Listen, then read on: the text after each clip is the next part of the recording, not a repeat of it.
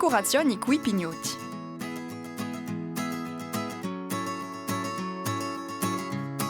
Per fare una decorazione coi pignoti, ti ci vuole pignoti, frigetti di parecchi colori, apitura, spungaredi, i tisuri, l'incoda. Metta apitura nonta una spungareda.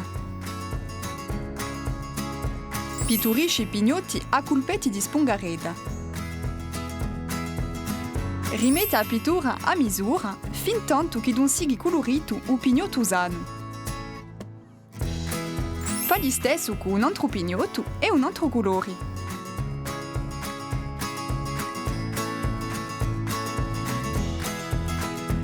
Fa un fiucchetto con un frigetto.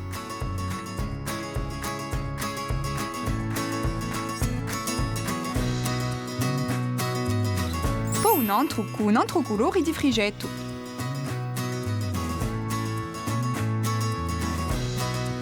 Tada una misuretta di frigetto.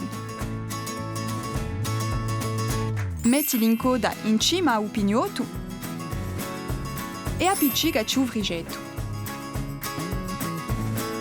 Sarà da appendere al pignotto.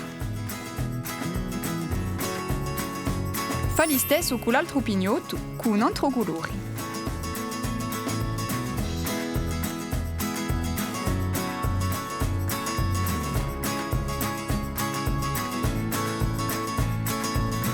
Appiccica ogni fiuccareddo in cima ad ogni pignotto.